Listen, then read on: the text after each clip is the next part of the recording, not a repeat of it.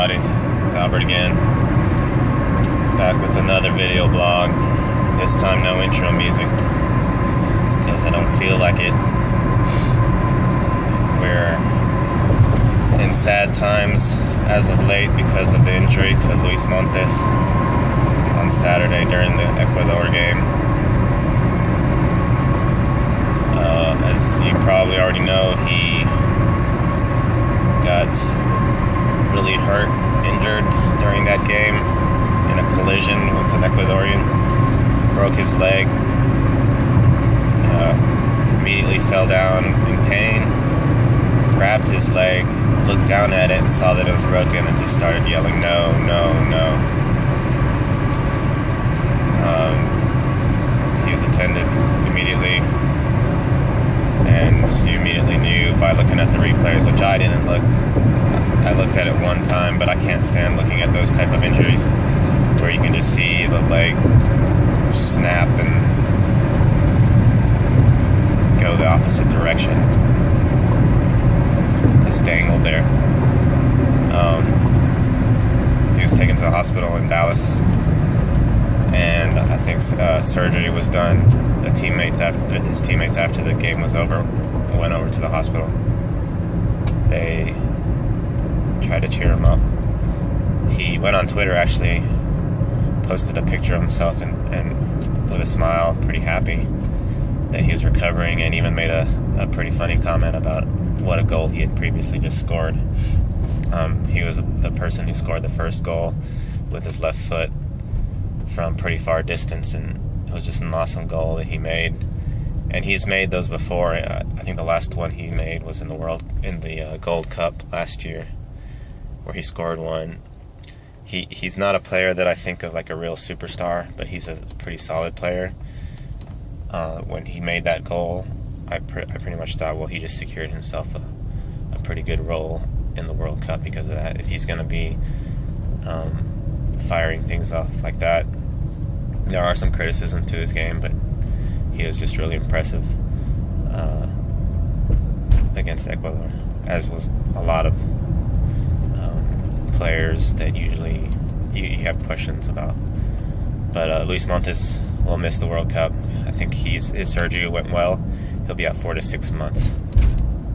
He seems in good spirits. His teammates, I heard, I think in an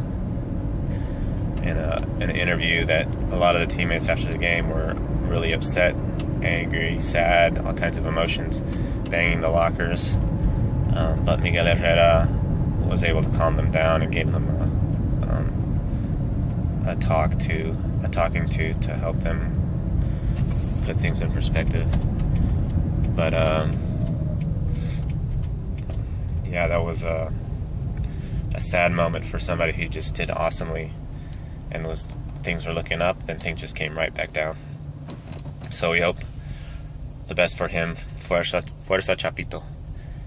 So back to the rest of these games that have been going on. I think I didn't talk about the first game that Mexico played.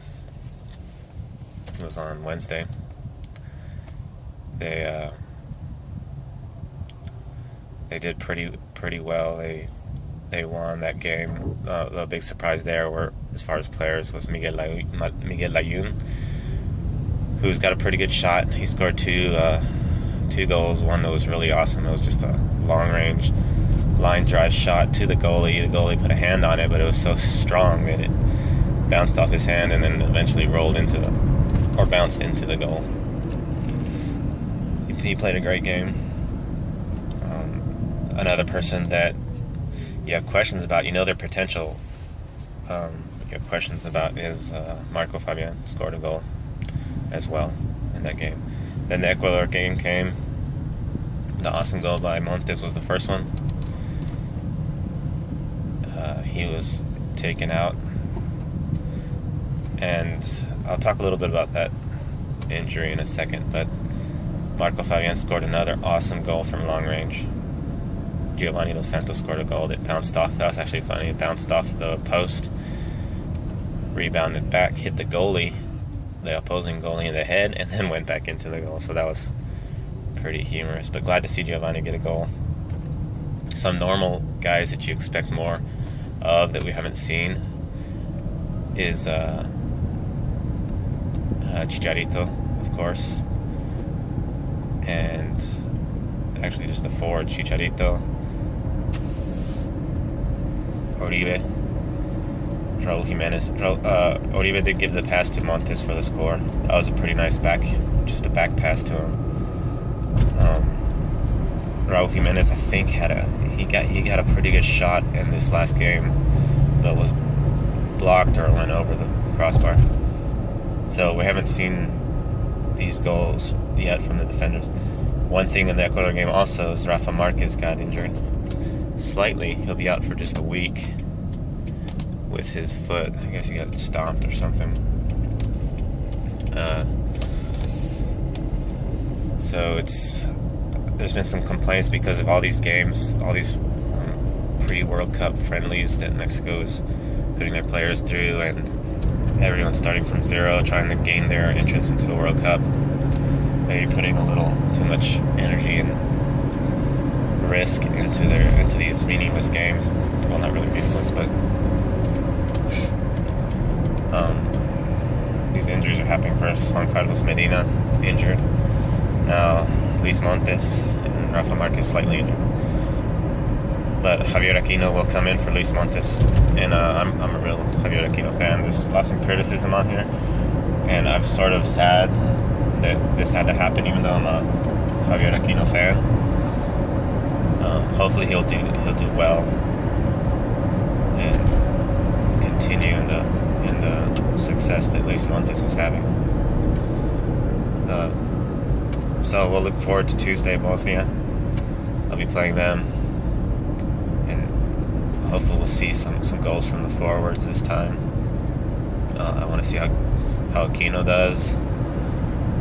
One player that I thought played really well was Hector Herrera. He was doing good, and he's one of my favorite guys. I like him a lot. He was doing really well in the midfield, controlling the ball, giving some great passes. So I'm glad, and he's an Olympic guy, so I'm glad he's been doing good. Rafa was giving some good passes as well before he got hurt. The guy who, of course, hasn't been doing good, which we don't understand why, he keeps on getting put in, as Massa. Salcido has actually been alright.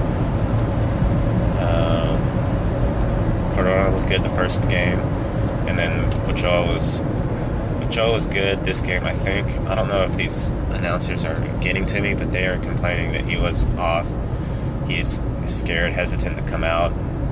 And to me, it did look that way on certain occasions where he was leaving the post. He was leaving his near post open more than I would like.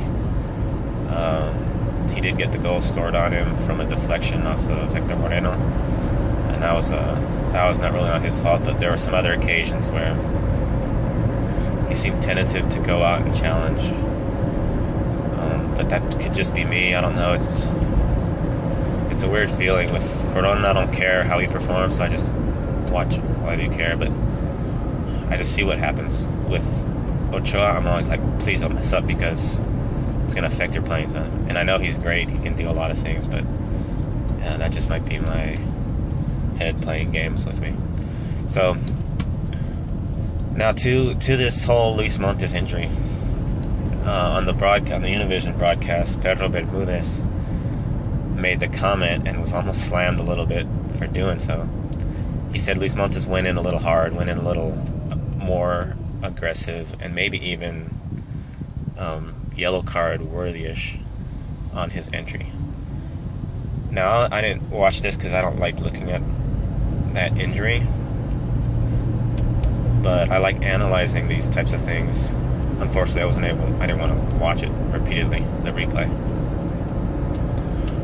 But from what I did see, it looked like he was really close to the Ecuador guy, and he just kicked using his right foot, going for the ball or going for whatever, and slammed it into the dude's leg. So you could say that he went in dangerously, and if he wouldn't have got injured or whatnot, he might have got a yellow, because the other dude, man, I can't remember his name. Edison Mendez or something. Got injured as well. His leg was hyperextended. It didn't look as bad, of course, as Montes, but his leg was injured. He's out. I don't know what his status is.